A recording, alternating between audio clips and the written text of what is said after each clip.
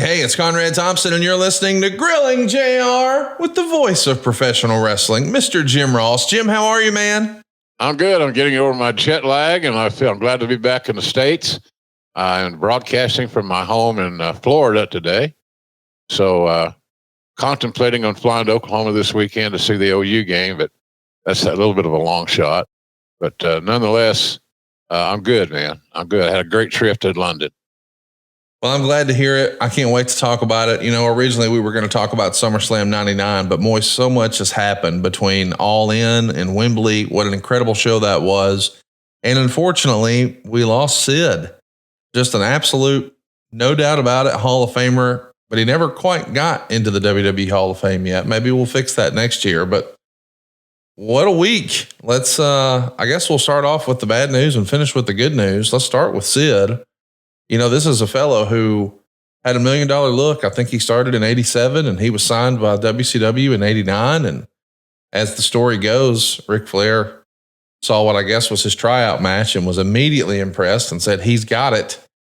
And before you know it, he was a top opponent for a new babyface champion, Sting, one of the members of the Four Horsemen that maybe would become problematic at some point, but man, to go from that and main eventing with Sting for the world title to main eventing WrestleMania with Hulk Hogan, he was off to the races very early in his career, was he not? Yeah, he was. He got a break early on, getting noticed by Flair, who was, had a lot of stroke, didn't hurt him.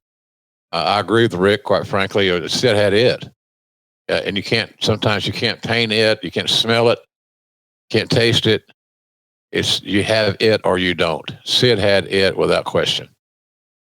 Such an incredible presence. That's one of the things that I think about when I think about Sid is, he felt like a star. I mean, he looked like a movie star villain. I mean, I think he was billed at being 6'9", like 300 and something pounds, but he just looked like a badass. I mean, you're talking about a big, mean, nasty giant with pumpkins on his shoulders. And, I mean, you could convince me that dude could be in a movie scene fight with Sylvester Stallone or Arnold Schwarzenegger or RoboCop or, something like that. Like he looks like whoever the top villain in a movie is, and he's got one badass henchman.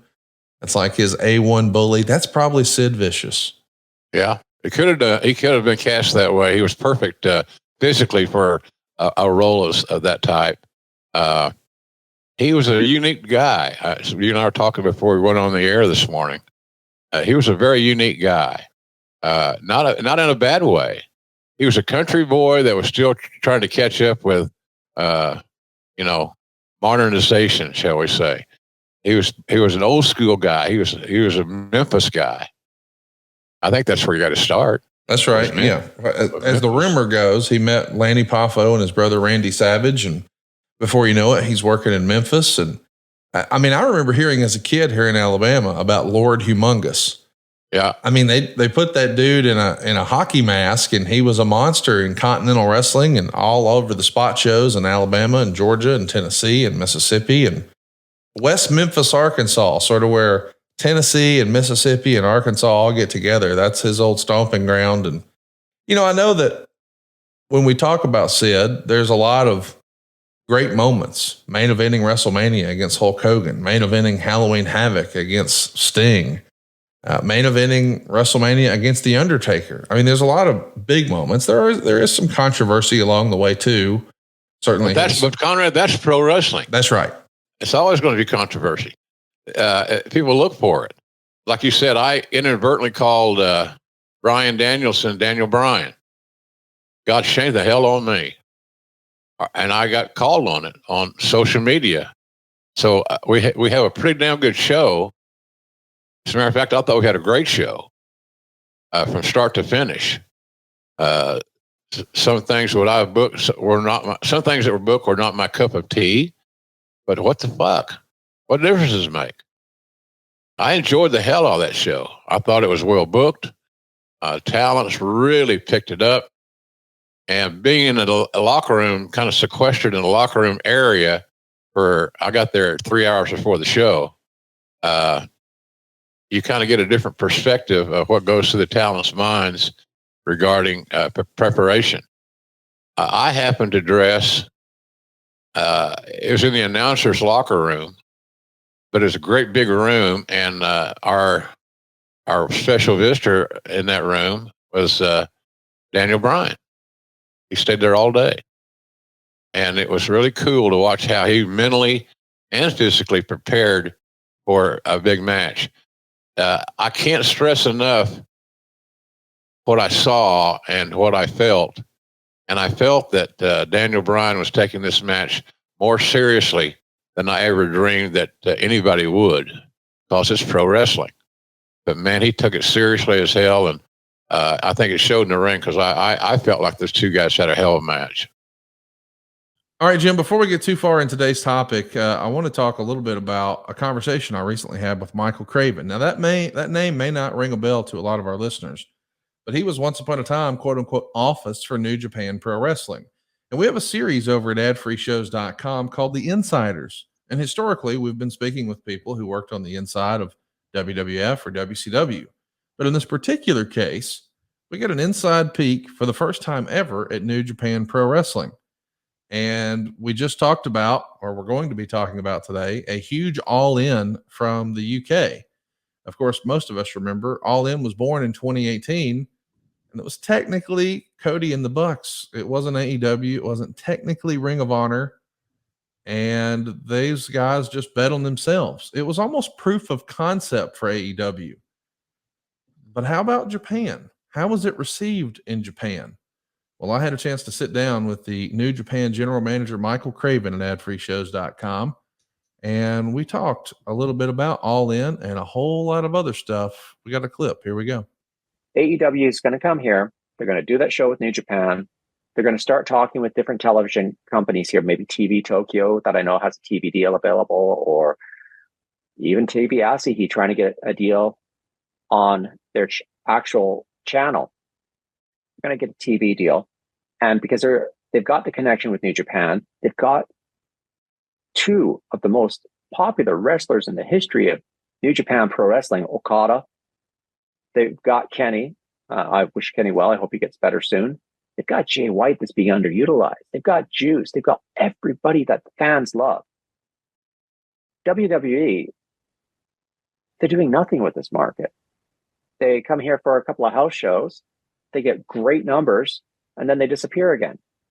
I was a subscriber to the WWE Network. It wasn't even subtitled in Japanese. Wow. For years. I haven't seen any progress in Japan with WWE when they're missing out one of the best places for merchandising, when they're missing out one of the best places for fans. Sure, the yen is weak right now, but that yen's going to come back up.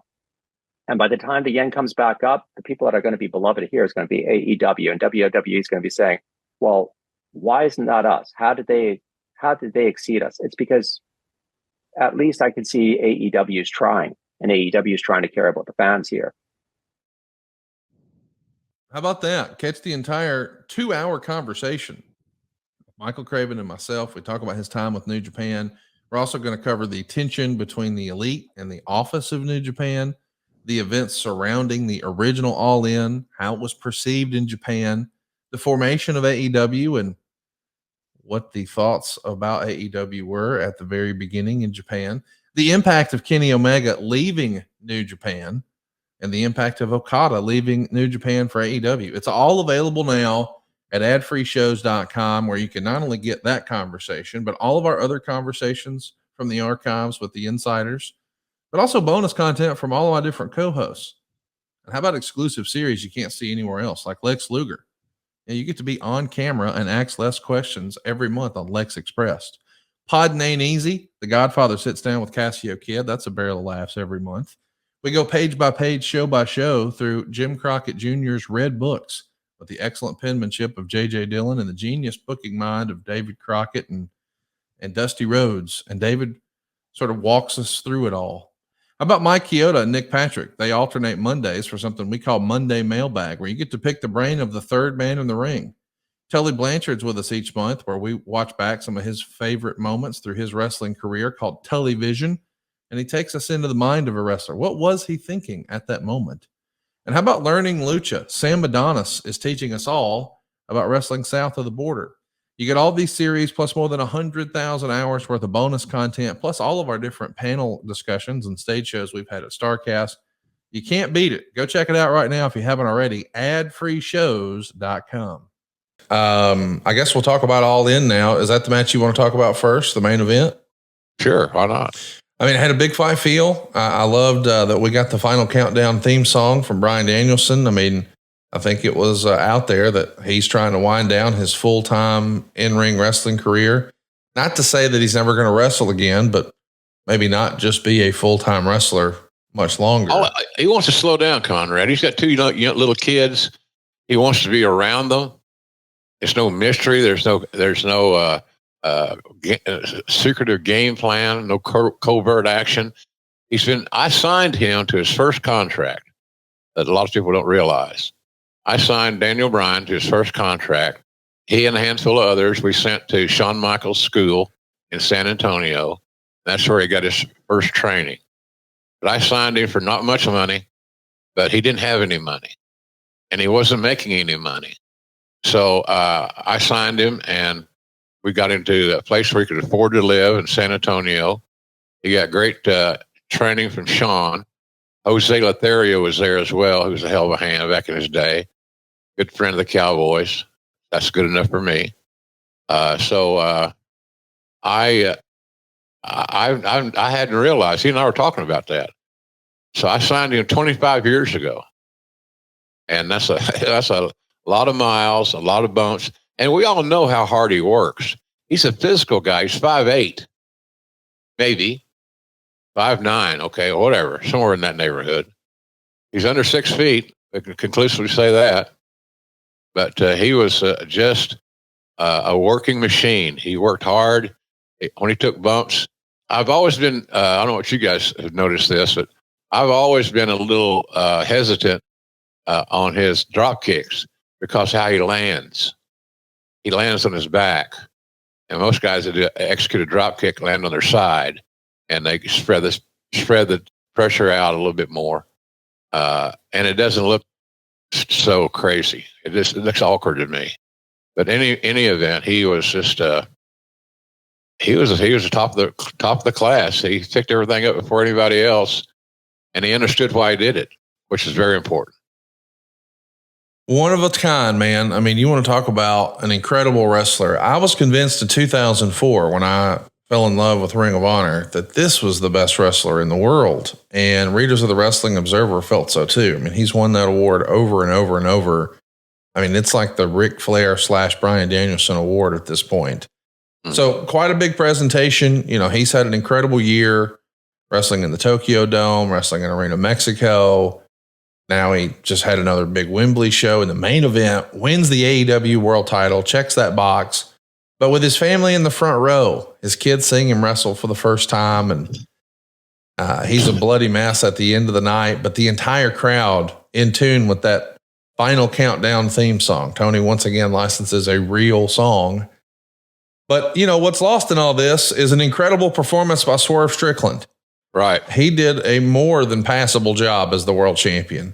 I mean, I thought the crossover opportunity and appeal for this guy, and he's still so young, and the rumor and innuendo is he's got a new big time contract, and I don't think all those details are out yet, but I'm glad to hear that he's going to be with AEW for the long haul.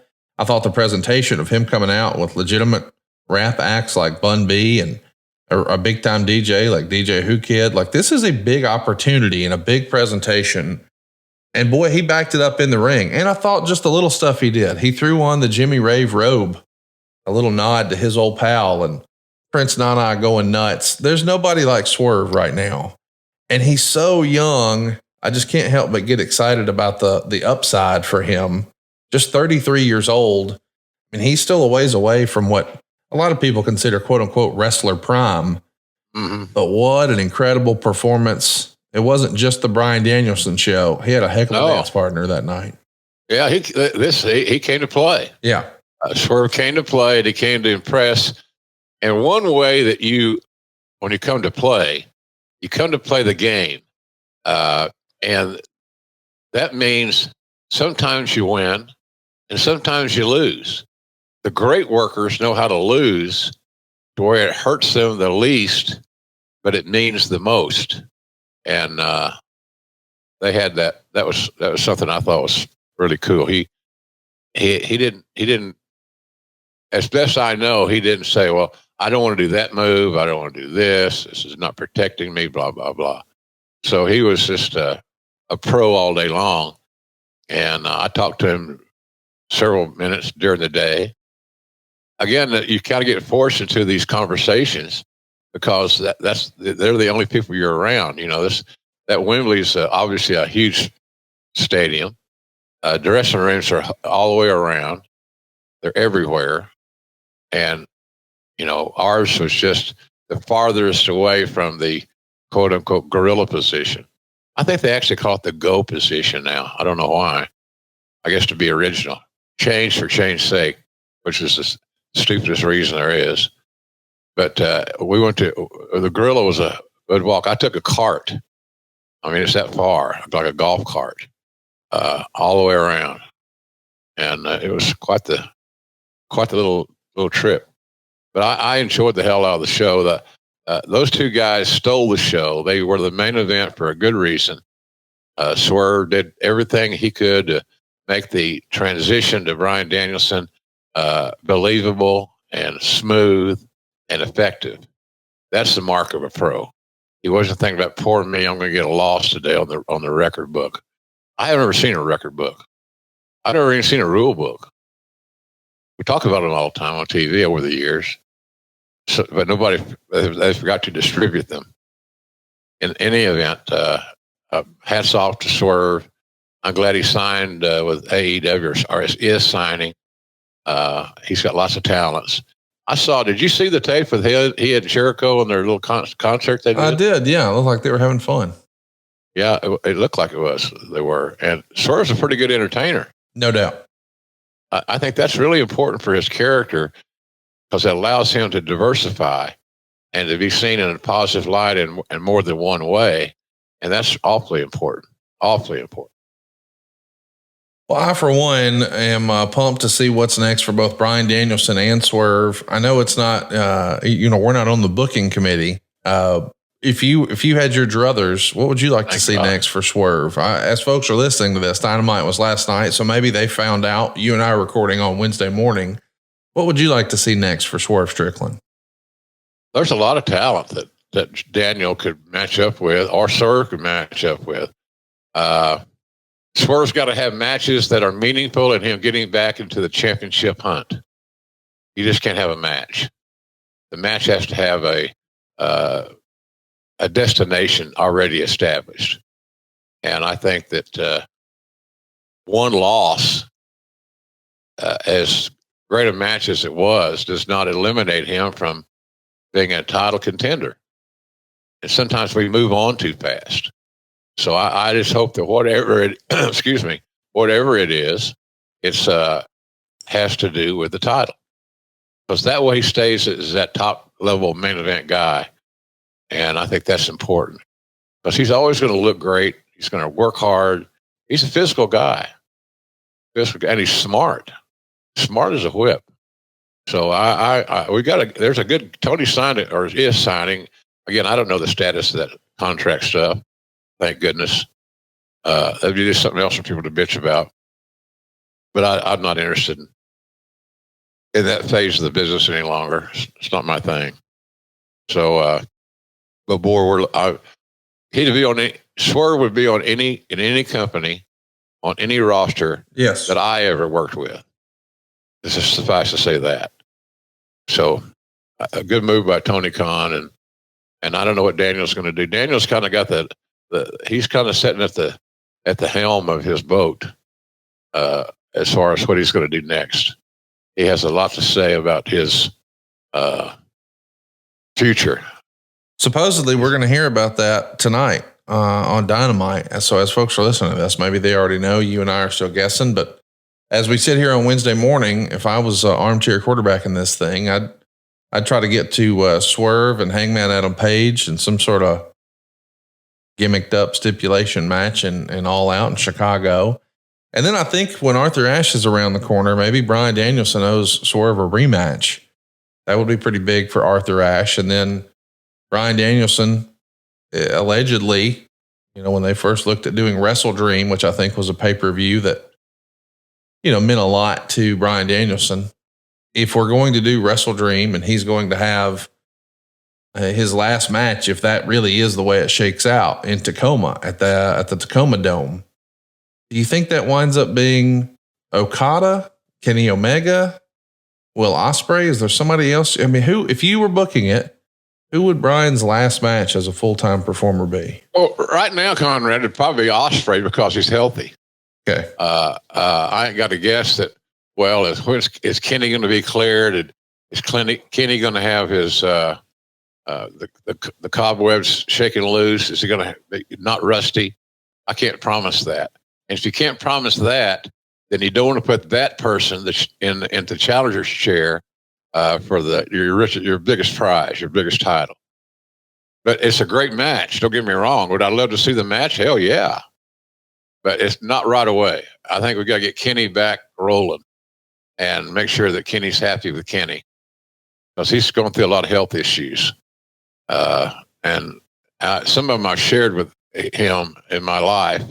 And that diverticulitis stuff is no fun. I had 11 inches of my intestines removed. And it was not a pleasant experience. So, I was lucky I got through it the way I did. But he's got to overcome a lot of physical ailments, and he's had to sit on the sideline and watch the company grow and do 50,000 plus at Wembley, and he'll not be a part of it, even though he was front and center on the program at the event.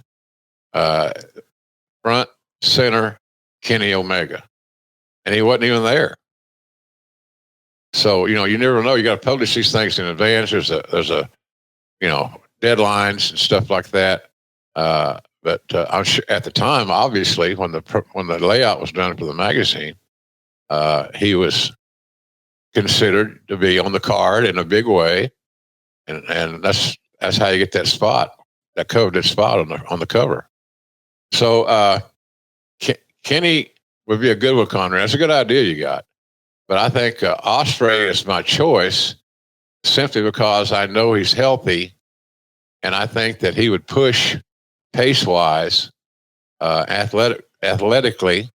He'd push Bryan a lot. So, I'm trying to think. Who else did you mention? You had somebody else that was good, I thought. Well, if you're going to do Wrestle Dream, I think the original idea, with it being on Antonio Inoki's birthday or what have you last year, was going to be a Japanese crossover. So I thought, hey, if they're going to do another Japanese talent for Bryan, Okada, man, that'd be pretty badass. Yeah, I could watch that. Yeah. I could watch that match, and I'd love to call it. Tony Khan's got me, whether it was intentional or not, I'm in a pretty good spot for a wrestling fan, in as much as I get to call the main events at the pay-per-views. As a part of a team. I don't call it by myself, obviously. Everybody knows that. So, but I'm very happy with my role because I get to kind of cherry pick. It's a long way to go to call one match. I get that. I'm not a spring chicken anymore. I know that. But boy, to be able to fly over knowing you got one match to do, you got one job to do, and do it well, because it's such an important part of the presentation. What's more important on a pay-per-view, Conrad, than the main event? Right. I've always been told from Watts, McMahon, even Ole, the key to a pay-per-view is the main event. And you may say, well, that's obvious. It's the key to everything. Well, no, not really. It should be, but it's not always. But on a pay-per-view, you got no choice. You got no wiggle room. You want to be jaw-dropping, memorable main event. That's what you always look for. So I was just looking over my shoulder here at the cover of my book, which is selling good. I appreciate everybody's support of that a lot. But we got some stories in there that are short, that explain the psyche of a wrestler before a show, and and experiences I've had with the guys, just like this past weekend, spending the day with Bryan Danielson or Daniel Bryan, either way you want to say it, was an honor. I'll remember that day forever. For the rest of my career, I'll remember that day because I got to see inside somebody's heart and soul of what they're going through to go out there and do this thing one more time. And then when he and I started talking nostalgically about us hiring him and sending him to San Antonio with Sean and Jose, it got real personal. And I can't tell you how many times he thanked me. I can't thank you enough for flying all the way over here to call one match. It's mine. And I told him, I said, this is an honor for me. What the hell I'm a 72-year-old widower. What am I going to do at home? I'd rather be here than anywhere else I can think of right now. And calling your main event is all I dream about. So, Jim, we're talking about, hypothetically, what might be next for Bryan Danielson if he is going to have one last match, if that Tacoma Dome show is the real plan. A quick little search shows that Okada and Bryan Danielson are tied up at one apiece. So maybe they need a rubber match. The Kenny Omega match, we've only seen one in AEW. That was one 15 years ago. That doesn't count, I don't think, in Pro Wrestling Guerrilla. But they went to a time limit draw at Arthur Ashe the very first time 3 years ago. So it's probably one of those. I mean, the other guy we mentioned that you said was on your short list was Daniel and Will Ospreay. They wrestled in April of this year at the Dynasty pay-per-view. Ospreay got the win. I've read that Dave Meltzer wrote that Kenny Omega, in his road to getting back in the ring, he was going to miss Wembley by 1 month, which would mean that in late September he'd be ready, which would mean in theory he'd be ready to go for Wrestle Dream. I don't know that necessarily they would go back since we've only got the one time limit draw, but a rubber match with Okada, if they're tied at one apiece, maybe that's it. We'll see. Maybe folks listening to this already know, but they've already announced what Will Ospreay is going to be doing next. He's going to be wrestling Pac in Chicago. He's going to be defending what MJF called the All-American title. It was MJF and Will Ospreay for the international championship. And we've got a new international champion. The folks over at Cage Match felt like that was the second best match on the show, just behind Swerve and Danielson. What did you think of what MJF and Will Ospreay put together in Wembley? I thought they did a nice job. I really do. I think they did a nice job, told a good story. I was a little turned off by the final build-up going into that match on the Dynamite preceding Wednesday, because it seemed like there was just too much talk. I thought it was too much jabbering. That was just me. I don't think you need 15 or 20 or 25 minutes to cut a promo. You shouldn't. If you are sold on your concept and you believe in what you're saying and it's important to you, then all those things should be enough. That should make you get to your point passionately, convincingly, and move on. But I thought those guys had a good match. Their styles are comparable as far as that's concerned. But I liked the match, Connie. I thought it was good. We had a big TV in our locker room, and it made it a lot easier. But they had a nice match. Their physical match too.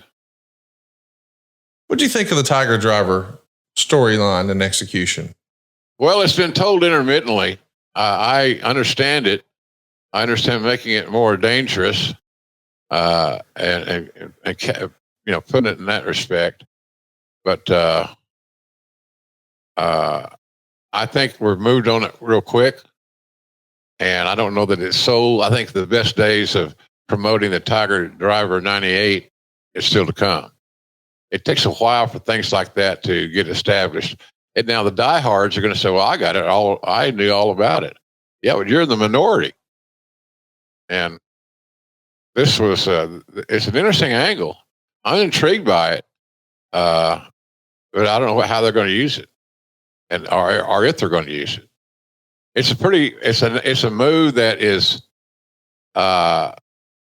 too close to failure for me to make it a regular part of the repertoire of anybody. Just you're off a little bit here, off a little bit there. I mean, just a little bit, and you got some disaster. And I don't like those odds. An incredible performance by both Ospreay and MJF. Of course, MJF was in the main event last year at Wembley against Adam Cole. Adam Cole was not on this show, and neither was Jon Moxley. And I had a little viewing party at my house, and people were saying, "Hey, where's Mox? What's Mox doing?" Any word on when we might see or hear from Jon Moxley again? No, he wasn't. He wasn't on side either, as you mentioned. Adam Cole was not on side. Adam Copeland was not on side. Kenny Omega was not on side. There's a hell of a pay-per-view card right there. Yeah, it is. So I don't know. Injuries, booking decisions. John's got a lot to say about how he's used. And he may not have felt like there was an opponent ready for him, and a story has not been well told enough to earn his opportunity. He's an old school guy, and he's going to want some build up before he just walks back out there. And quite frankly, I don't know what he would have added with all we already had. It was a huge card, a lot of movable parts. But I don't know. I was on the plane back. It's like a AEW charter. It wasn't with golly. I'm trying to think. Britt Baker was on that flight. Mercedes Moné. Did I say that right? Yep. God, I got lucky. I'm trying. Cesaro, Sammy Guevara. I sat behind Sammy and his hair the whole trip. God, he's got some. I guess the new deal is you just don't comb your hair.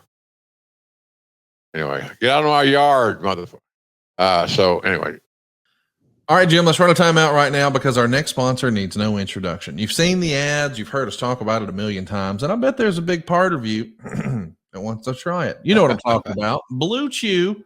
That's right. It's not your grandpa's blue pill. This is the one. It's the OG chewable tablet for better sex. And Blue Chew is the unique online service that delivers you the same active ingredients as Viagra, Cialis, and Levitra, but at a fraction of the cost and in a chewable form. The process is super simple. You sign up at BlueChew.com. You consult with one of their licensed medical providers. And once you're approved, you'll receive your prescription within days. Blue Chew's tablets are made in the USA, prepared and shipped directly to your door. And the best part, it's all online. That means no visits to the doctor's office, no awkward conversation, no waiting in line at the pharmacy. And you can take them anytime, day or night. So plan ahead or be ready whenever an opportunity arises. Blue Chew wants you to have better sex. So discover your options at BlueChew.com. Blue Chew wants the entire country rock hard. That's what they've told me. That's their mission. They will not stop until every man is bricked up like a brick house, until every tent is pitched, until every rod is raised. Discover your options at BlueChew.com. And we've got a special deal for our listeners where you can try Blue Chew free when you use our promo code JR at checkout. Just pay $5 shipping. That's BlueChew.com. The promo code is JR, and you'll receive your first month free. Visit BlueChew.com for more details and important safety information. And we thank Blue Chew for sponsoring today's podcast. You mentioned Mercedes Moné. She defended successfully her TBS championship with Dr. Britt Baker. For whatever reason, it wasn't very well received online. I think besides Hook and Chris Jericho that had a lot of free interference, it was the lowest rated match amongst the readers over at Cage Match. Why do you think that?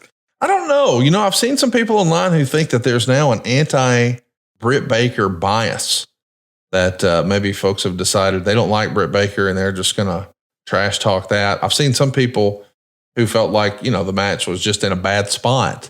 And I even talked a little bit about that with Eric Bischoff earlier in the week. From a formatting standpoint, did we need another match besides Mercedes and Britt Baker after Ospreay and MJF? I've heard Bruce sometimes call this a let me up match. Right. And they did not have, an old school funny ha ladies match. I mean, they went 17 minutes. They were having a real deal wrestling match, and following Ospreay and MJF is a tall ask. I'm wondering if just the positioning on the card left the crowd feeling a little flat. And I don't know. What say you? Might have been. I also think that 17 minutes was more time than they needed to tell the story that they needed to tell. I got you. Both of them have the influence of Tony. Tony probably had in his head, oh, let's go about 10, bell to bell, and which would have been plenty. Plenty. I'd have signed off on that in a heartbeat. But talent negotiate for more time. They think automatically that if they have more time, their match will automatically be better, which is ridiculous.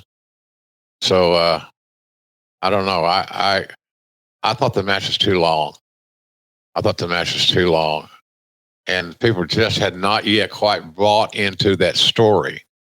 So, and maybe in another month of good TV, they would. I just don't understand that bias concept. I understand what you're saying, and I don't totally disagree. I just don't know why it's occurring. There was a report that perhaps they had to cut time from Jack Perry and Darby Allin. Those guys go 10 minutes and 37 seconds, and they followed Mercedes Moné and Britt Baker. So there's been speculation. Did Ospreay and MJF to go over? Did Moné and Britt Baker go over? We don't really know, but I do want to get your 2 cents on what did you think of the presentation of Jack Perry, Darby Allin, and the surprise return in Wembley of Sting? Well, I saw Sting earlier in the day, and I was surprised to see him there. After I thought about it for a second, it made all the sense in the world, and it worked. You got a great pop, and that seems to me the top priority of all talents these days is to find the methodology to get a pop. But he looked good. That doesn't mean he's coming back. I don't think so whatsoever. Little things like this, where he does a little business with his ball bat or what have you, I can see that being a occasional occurrence. But the crowd was ready to see him, and that was a gift from Tony Khan to them on that deal. Smart idea. So, but I was happy to see him. Good visiting with him. My God, we go back to the Cowboy Bill Watts days and the 80s when he and Hellwig were partners. Boy, that was a nightmare time. You got Sting who's willing to do anything and just wants to learn and progress up the ladder. Then you got this other goof who just didn't like anything. It didn't matter what it was. He was very insecure. Sting might have been insecure if he didn't show it.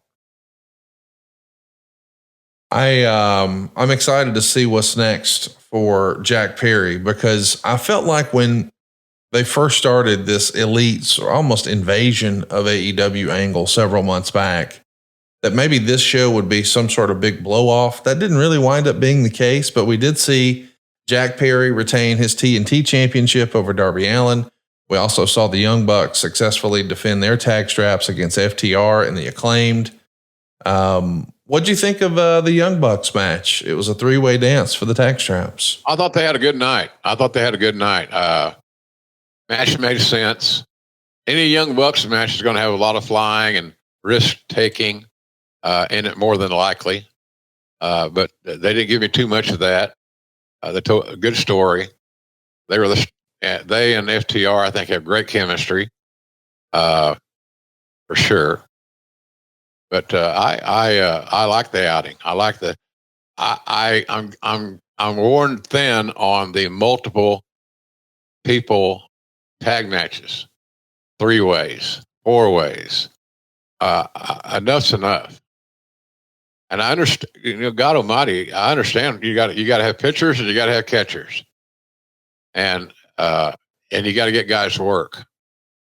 So that's kind of what we're seeing here, even on this footage, to see the teamwork of the Acclaimed. They've evolved into a nice team. They really have, and they're 2 pretty decent guys, I think. I also want to ask you about the Hook match. We saw an FTW rules match for the FTW championship. I guess that just means interference is no big deal, because Chris Jericho came to the ring after playing his theme song with his band Fozzy with Big Bill and Brian Keith. They both interfered pretty freely. And then with a little assist, a little help from Dad at the end with the Taz mission on Brian Keith, or the Kazahajime, Hook beats Chris Jericho. He's now the FTW champion. Kazahajime. Chat me up. What'd you think about Hook and Chris Jericho? Too much interference. It never got unwound. It never got rolling. And both those guys are good enough to get on a roll and tell me a very compelling story.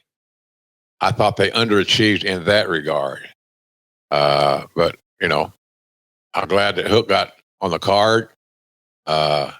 Jericho's doing his work to help some of these young guys get over. That's very admirable. So I thought it was okay. I mean, it wasn't a main event slot. It had a role to fulfill. And that role, Conrad, was to get the kid over. Well, mission accomplished. Hook is young and I think stole the show at the press conference. He and Mariah May, they asked him, hey, when would you like an AEW title shot and to become AEW champion? And it was I don't know, 2-minute question to get to that point. And Hook leaned forward and just said, sooner the better. Sat back and I thought, he gets it. I love that guy. We should also get your opinion on Mariah May and Toni Storm. You know, what an incredible match they had. Mariah May is the new champion. She picks up a win over Toni Storm.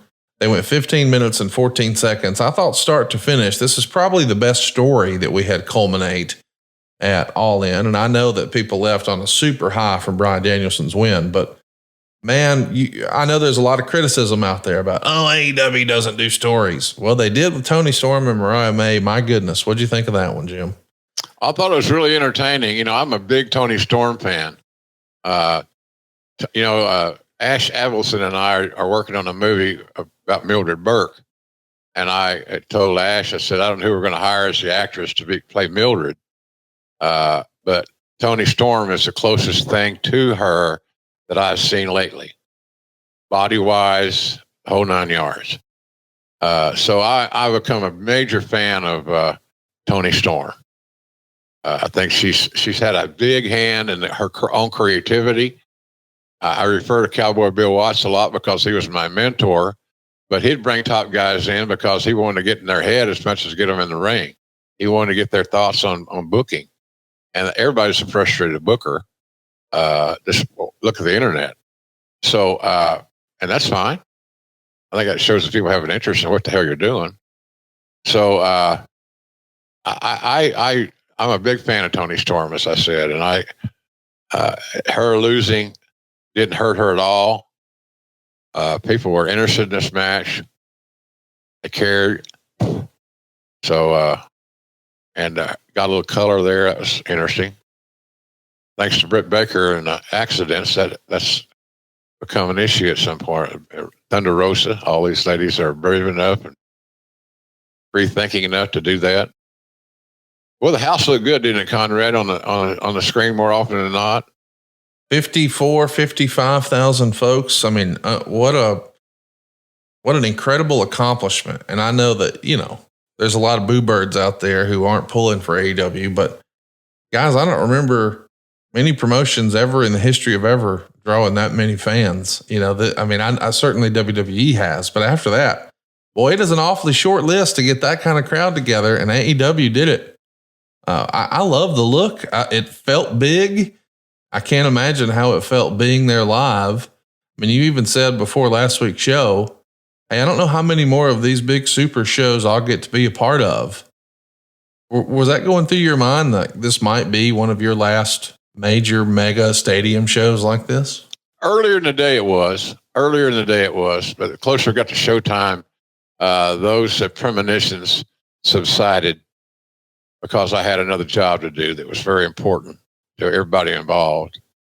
So I just wanted to pick up the pace a little bit when I got out there. I wanted to have a little more, have significant and noticeable energy. I think I accomplished that because I had no idea what I was going to say when I sat down. It's amazing I even got on camera. They just forget about the announcers by the time the last announcer gets out there. But I had a very peaceful, relaxing day. I contribute a lot of that to the preparation I'm watching and observing from Daniel.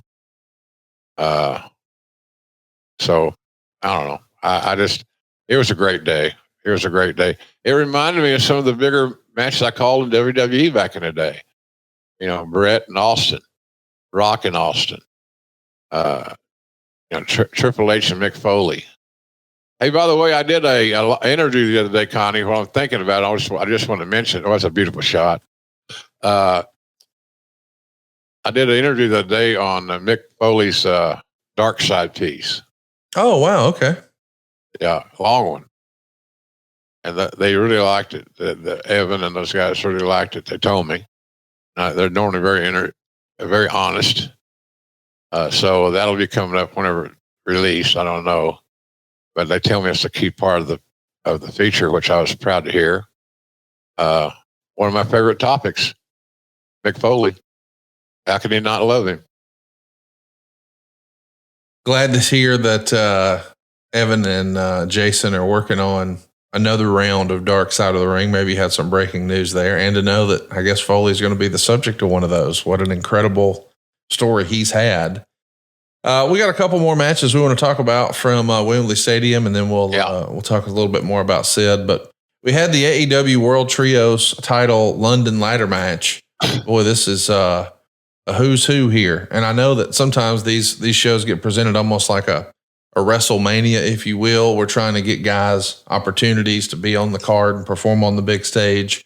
So we had another huge multi-man match with Claudio and Wheeler Yuta and Pac getting a win over the Patriarchy, which is Christian Cage, Kill Switch, and Nick Wayne. Of course, Mama Wayne was there too. Also had the House of Black, Brody King, Buddy Matthews, and Malachi Black in the match, along with the Bang Bang Gang, Austin Gunn, Colton Gunn, and Juice Robinson. They went 19 minutes. It's a ladder match. It's going to be crazy. And when it's all said and done, Blackpool gets the win, but not with Mox, but with Pac. What did you think of the ladder match to get us started? Good. I liked it. I thought there was too many guys in it because you couldn't get a focus on one entity, one group. So as much as one would probably like, but I didn't have a problem with it. The right team won. I start with that, work backwards. Did the right team win? I thought so. I can't argue that. I do want to talk to you a little bit about the Casino Gauntlet match, because this was an interesting one, because we got something for everybody here. When it's all said and done, Christian Cage gets the win, but we saw Hangman Adam Page, who's had a lot of steam lately. He's in the match. Jeff Jarrett got a monstrous pop from the crowd, and he got to deliver a guitar necklace with his bride, Karen Jarrett, in tow. Okada was in the Casino Gauntlet match. I wouldn't have guessed that. Kyle O'Reilly was there, and they didn't bill Kill Switch as Kill Switch. He came out as Luchasaurus. I think everybody was thinking the turn was coming on him and Christian Cage. It didn't happen. Christian wound up getting the win. Mark Briscoe got a hero's welcome. Orange Cassidy, always a superstar welcome. Ricochet made his debut. Let's talk about that. Ricochet is somebody that we've heard had finished up with WWE, and we heard he was headed to AEW, but we hadn't seen him yet. And a lot of people feel like this is the dream opponent for Will Ospreay. I think we all remember what happened in Japan, almost a decade ago. But he's gone on to have great success outside of AEW, and now he's finally here. Eventually, I'm sure him and Ospreay are going to hook it up. As folks are listening to this, they saw Ricochet make his Dynamite debut last night. You and I haven't seen that yet, but he debuted in the Gauntlet match. What do you think about the Ricochet debut here, Jim? I think the thing that we have to be cautious about is not rushing his progress. I think because so many guys in AEW are athletic to the level of doing amazing spots that you have to it takes time to differentiate yourself from those guys. And to to some wrestling fans who are, say, casual, a spot's a spot. The hardcores, they remember the last time they did it and what it was called originally, and it's got a new name and blah, blah, blah. So all those holes now and those finishes have backstories, which is fine. But if that's the case, and we can agree on that, then hopefully AEW will not rush Ricochet, because he's not over right now. He's people love to see him. It was a surprise, and I said it many times here on the show. Wrestling fans love new and love to be surprised. And Ricochet checked both of those boxes at Wembley. But let's let him get over. I love the kid. He's got a great upside. He's so athletic. But let's let him establish some of his offense. Let's watch him sell and the fundamental stuff, and see where it takes us. We should mention the other folks in this match were Roderick Strong, Zack Sabre Jr., and Nigel McGuinness. Of course, Zack Sabre Jr. got a big response, but Nigel McGuinness is somebody that a lot of folks thought we'll never see wrestle again. I thought maybe he and Bryan Danielson would be wrestling at All In maybe a year ago. I thought that's probably what they're doing next year. It didn't happen, but we did get to see Nigel walk down that big ramp in Wembley. Had to be a special moment for Nigel. I'm sure you've gotten to know him a little bit through your AEW experience. How excited were you for your pal Nigel to be out there and doing his thing? Well, Nigel also, ironically, dressed in the same locker room. So we had a massive locker room. Nigel dressed in there because it was ostensibly for the announcers, that room. But Nigel dressed in there, obviously. And he was very nervous. He had his gear made last year because he thought the same thing you thought, Conrad, that he would be, on the card in some shape, form, or fashion. So he had new gear made. He hadn't worn it yet. I tried it on, but he dressed right near me, and he was very focused and nervous because I still got it. Is my timing good? Am I safe? Am I going to hurt somebody? Am somebody going to hurt me? All those things to go through your mind. It's just natural considerations. But I thought he got a hell of a pop. He looked good. I don't know the exact extent of Nigel's injury. I wasn't in his inner circle when he got hurt. Let's talk about the other matches on the pre-show. We got Leo Rush, Dante Martin, Darius Martin, Action Andretti, Rocky Romero, Kyle Fletcher, Kip Sabian, Tom Billington. That's one side of a tag match, taking on a whole host of others, including Satnam Singh and Anthony Ogogo and Jay Lethal. 16 guys in total here. This feels like almost the WrestleMania equivalent of an Andre the Giant Memorial Battle Royal. We're just looking to get guys on the card and give them a chance to wrestle in front of the big crowd, right? Yeah, exactly. And that happened. That just happened. That just happened. So, that just happened. That's good. No, it was overall, Conrad, was a really good experience. And guys got a chance to, like Nigel, for example. So anyway.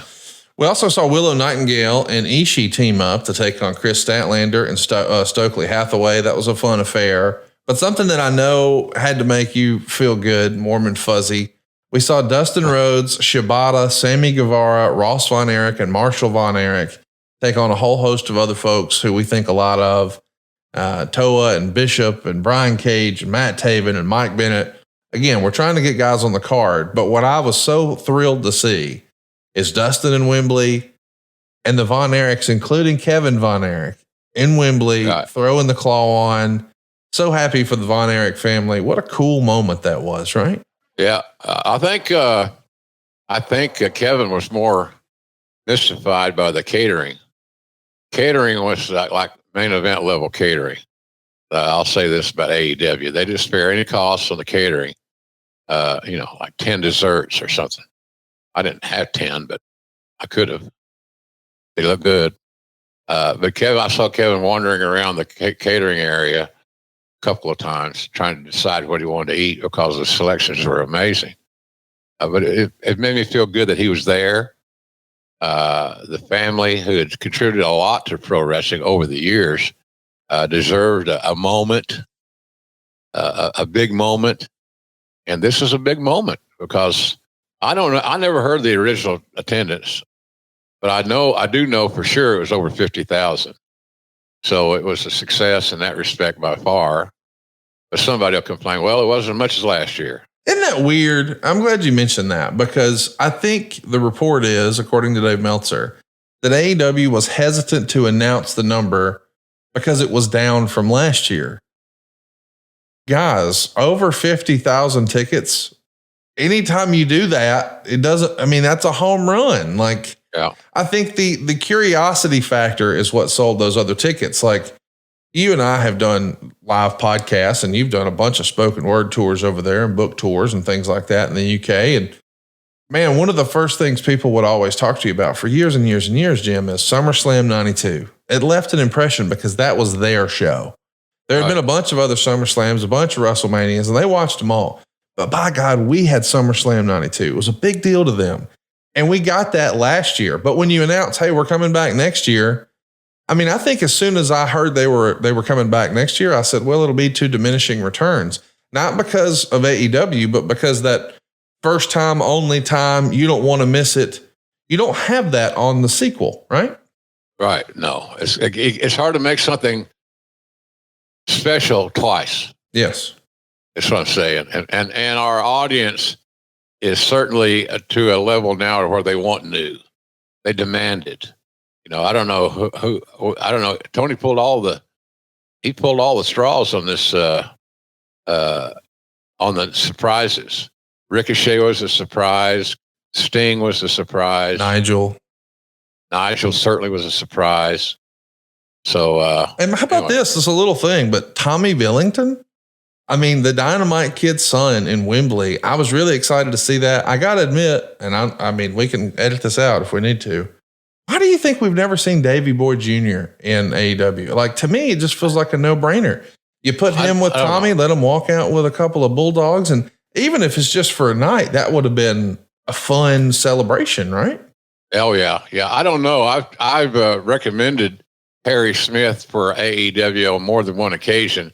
It's just I'm assuming, and this is strictly an assumption, that it had to do with as the two C's, cash and creative. I think it probably had as much to do with those two items as anything. I think a lot of people admire Harry and his conditioning and his dedication to pro wrestling and so forth. I certainly do, but I think that they just couldn't get past the business hump. And I'm with you though; it would have been a great attraction. Well, maybe there's an opportunity in the future. I'd love to see it. I'm not trying to make a makeshift tag team, but man, what a cool moment that would have been, even just as a one-off. That's right. Yeah. And that venue. Yes. That's perfect. Yes. Either way, what an incredible show it was. I saw Tony Khan say he thinks it might be the best AEW pay-per-view of all time. It's going to be right up there with Sting's last match as far as pay-per-view buys. At least that's where it's trending when it's all said and done. Takes a little while to get all those numbers back in from the different pay-per-view companies. But in the age of digital, if you're buying a stream, they know right away, but we have to wait until some of the cable and satellite reports come in. Overall, though, it's a great time to be an AEW fan, and we are just days away. Not this weekend, Labor Day, but next weekend, All Out, Chicago, we're back at it again. Last year, there was less than a week in between shows last year. This year, we've at least got 13 days. I got to say, I probably like this setup a little better. Give everything a chance to breathe a little more. What say you? Much better. Booking on a week's turnaround is daunting. Yes, to say the very least. I believe that this is a better way of doing it. If you give me another week to get ready for it, I would not be displeased. But that's not the case. That's not what the calendar says we have available to us. I plan on being there. I enjoy working these pay-per-views for AEW. It's amazing to me, Conrad. I've never been around a group of talents that change their levels more significantly on the pay-per-views than they do their go-home shows, for example, and things of that nature. This is a hell of a crew. They're young enough. They want all their peers. They want all the fans. And they've been the difference in what we see on Dynamite or Collision as far as intensity. That's just me now. I may be wrong, but I think that the difference in the talent level from a weekly show to a pay-per-view with AEW is more than any company that I've been around, maybe in forever. It seems like it's consistent, and every show, every pay-per-view, they seem to raise the bar. Guys have some of their best matches on pay-per-view. So I expect that to continue in Chicago. And what a great crowd. Chicago would never let you down. Never let you down. They're great. What do you think will be the headline? What do you think will be the headliner of that show? I mean, they've got so many options. I'm sure as folks are listening to this, they already know because I'm sure it was announced on Dynamite, but I don't know, man. It feels like you'd go back with Swerve and Hangman and then let Danielson have another challenger there in Chicago. And then I don't know. I mean, I think you gotta give Swerve a rematch. At some point. If I was the booker, I think I might do that at Arthur Ashe and do it on TV. And if he is going to get the win back, I think I'd want Swerve to get a win on television rather than pay-per-view. Just make sure more people see it and you establish that next generation. But I'm guessing, man, and I'm going to be watching Dynamite tonight with bated breath because I want to know, hey, what is Bryan Danielson going to do in Tacoma? What's he going to do in Chicago? What's he going to do in Arthur Ashe? And where does this all leave Swerve Strickland? And is the whole Hangman Jeff Jarrett thing finished? Are they going to hook it up in Chicago? Is it a rematch with Swerve and Danielson in Chicago? All I know is I'm going to be there. I've got my tickets for Chicago, and I hope you do too. Make plans to join us. I know JR is going to be there. I'm going to be there. The whole gang is going to be there, and tickets are on sale now. You think we can find a steak? Buddy, I got you hooked up. I got protein. I got knives and forks. I got really nice Crown Royal. It's going to be a good time. You and I are going to love Chicago, but tickets are on sale now at EWTIX.com. And if you can't make plans to be there in Chicago with JR and I, we'll order it on pay-per-view. And, it's grilling season, baby. Fire up that grill, turn on that TV set, and JR he'll fill in the gaps for you. He's got your all-purpose seasoning for your protein. And he's also got 2 types of barbecue sauce. And I like the thicker, not hot variety, but they do have hot sauce, like a whole separate item. JR's Red Ass Hot Sauce available now, plus the Chipotle ketchup, the Main Event mustard. But what everybody's talking about right now is the book, and you can still get Jim's book, and it's autographed. I'll even autograph your trading cards and your figures. It's all at jrsbbq.com. They're running specials every single week, including this week. So if you haven't already, go check it out. jrsbbq.com. As a friend of mine says, it costs nothing to look. Exactly. Check it out, jrsbbq.com. Be sure to tune in to AEW Dynamite and Collision, and we're going to keep abreast, and we'll be back next week talking about SummerSlam 1999, and we'll have a little more direction for where we're headed for Chicago. So we'll do a little bit of a all-out preview show. But Jim, as we're putting the button on today's episode, I wanted to just give you a few minutes to talk a little bit more about Sid, because I know that at different times, we've talked about things like reliability and how important that is for you. And he developed a bit of a reputation for being less than reliable. And people would always sort of say, LOL softball, like he had prioritized softball over wrestling. But given all the photos that have come out, I think we've got a little more context. The real life Sid Udy, maybe he was saying softball, but he meant family. He left behind a beautiful wife and 2 awesome kids and a bunch of grandkids. He was just a family man, Sid. Quite the departure from the master and the ruler in the world that we saw on TV. You got to know him a little bit, though, and saw him at his peak, whether it was in the NWA and WCW or over in the WWE. And of course, we all know he had a cup of coffee in ECW. And then he had that run in WCW with that brutal leg injury. And I can't help but wonder, man, if that leg injury wouldn't have happened, could we have seen him a few more times, a little bit longer in the WWF when Hulk Hogan and Scott Hall and Sean Waltman and Kevin Nash and so many others after WCW went under? What could that have looked like? It didn't happen, but boy, what a legacy he leaves behind. I don't think I'll ever forget his entrance and presentation at SummerSlam, or not SummerSlam, but Survivor Series in Madison Square Garden. And he had that pyro behind him that spelled SID, and you had that great call. SID, suddenly I'm dominant. It made it feel big. It made it feel real. My favorite Sid promo I've watched 2 or 3 times since he passed away. It was the morning of Royal Rumble 1997 in an empty Alamo Dome. He's wearing a backwards blue baseball cap. He's just got like a V-neck sweater pullover, and he's cutting a promo with you live. Something that people have made fun of Sid before, because once famously on a pre-show, he wanted to start a promo again, and you had to remind him, hey, we're live, pal. We're live, pal. But that promo in an empty Alamo Dome, you're holding the mic for him in the ring. He's screaming. It's echoing. But even right after the scream, Jim, he bring it down to a whisper. And he hung on every word. He was he was an incredible performer that I don't think really got all of his flowers, and I hope he is today. Yeah, me too. He deserves it. He was such a unique character. He made that character his own, and we weren't sure what it was for a long time. He was a complex guy. I think at the end of the day, I say complex. I think he was very simple. He was a country boy. He went from hard scrabble West Memphis, Arkansas to Madison Square Garden, shall we say. Big transition.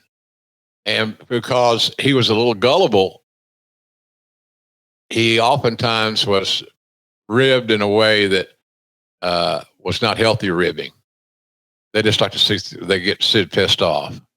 And I thought that was a mistake. Why make a guy's life miserable? He had the perfect body for a wrestling villain or hero, depending on the circumstances, creatively. Just gifted. Some of the things he did in his promos, he did out of instinct. And for a guy with his background, how could he have a extensive instinct growing up in a weekly territory town like Memphis? But it works. It worked. So he'll be missed. I think we're just talking about him now. I don't know that we would have talked about Sid in any other light. He hasn't done anything recently, and we know why, but we didn't know why. So you wouldn't just arbitrarily talk about Sid on the show until something tragic happens or something significant happens, something chaotic. And death is chaotic.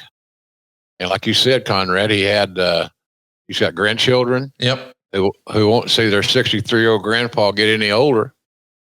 So I'm nice shot of that.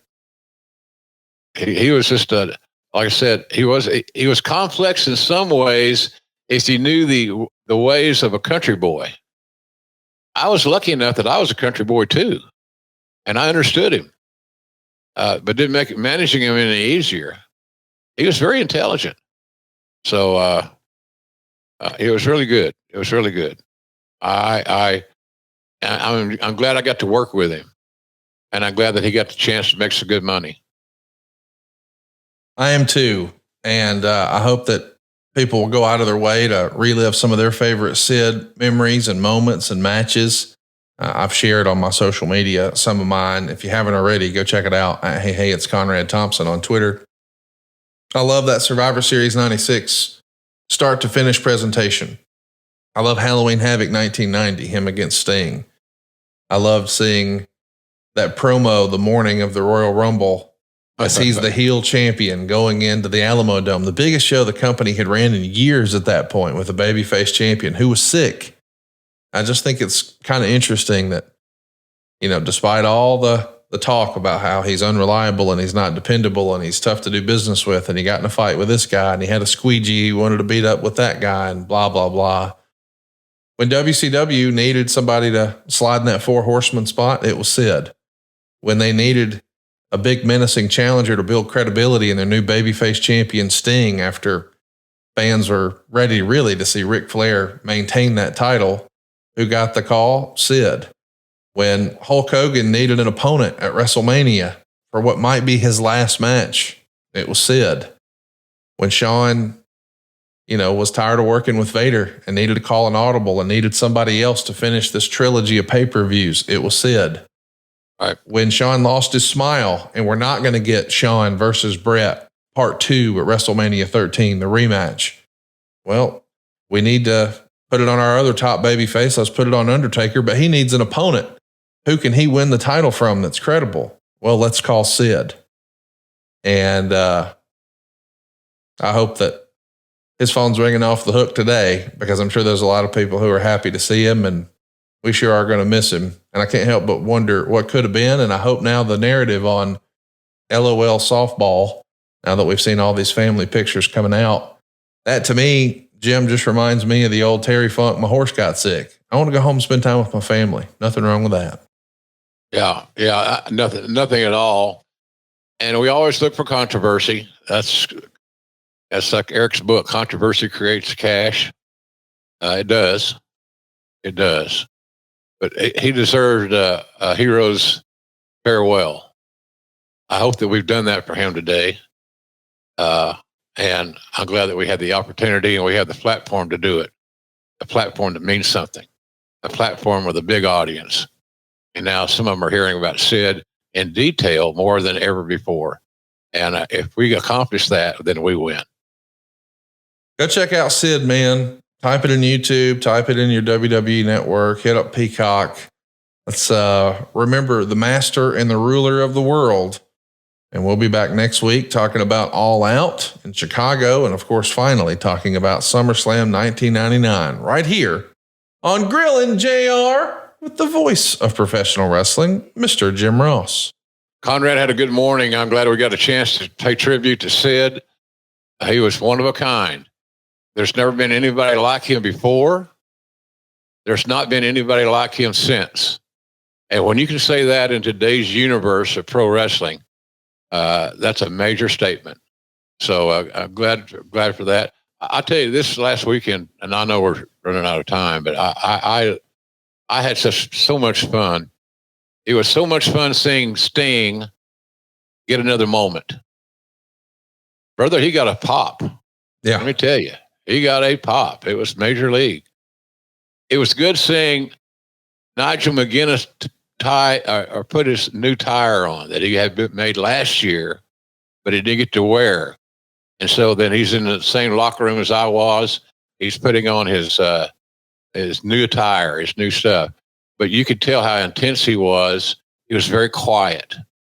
And Nigel's as a rule, very gregarious. I like Nigel. I think Nigel's a hell of a worker, smart guy, and I can't get enough of Nigel McGuinness. I think he's something special. And he's working real hard to become a great announcer, and he's accomplishing it. Just takes some time. So, but to see him be able to step back in for likely one more time, right, was heartwarming, because I know how that feels. And Tony Khan has afforded me the opportunity to call these pay-per-view main events, and it means the world to me, because now everything's very special. I'm not burned out. I flew. It was a long flight over there to London and back. Sure. I went from Jacksonville to Atlanta to London Heathrow. And then coming back, I went from Heathrow to Orlando nonstop. Had a car pick me up in Orlando and bring me to Jacksonville. It was just a whole little adventure for JR. And I had a lot of fun doing it. So for those of you that supported that trek, I thank you. If I made some mistakes that annoyed you, I apologize. But I had the best time. And I thought we called a hell of a main event. We made both guys stars. And that's always the backstory. Make both guys stars. And anytime you transition your major title from one person to the next, it's a huge opportunity to help both guys. And I thought we did that. So it'll be fun. I look forward to calling another one in Chicago. Don't know who it's going to be. Some of you all know, and I don't know yet. Conrad doesn't know. But we soon will, and we'll talk about it next week. And I can't wait. We'll be back sooner rather than later, right here at grillingjr.com. Boomer Center, everybody. Had to get that in, Connie. I'm sorry. You got to. Roll Tide. SaveWithConrad.com. Mark Taggart from Rantoul, Illinois. My wife started the process with one of the big major corporations, and things were going very badly. And finally, I just stopped and said, hey, listen, I've been listening to the ads for years. Let's go with Save with Conrad and see what we can have happen. We were trying to free up a little space so we could spend down some debt and do some home improvements. We saved quite a bit, and in the long run, we're going to do a lot better with Save with Conrad than we would have anywhere else. It was absolutely beautiful. You know, like Larry and Francis were they were the greatest. Not only were they professional and knew what they were talking about, they were friendly and they cared about the job they were doing, which was so important to me. I would absolutely recommend Save with Conrad to anybody. Hi, this is Mark Taggart from Rantoul, Illinois, and I wanted to do some home improvements and spend down a little debt, and I got hold of Save with Conrad, and we did incredibly. NMLS number 2129, Equal Housing Lender. SaveWithConrad.com.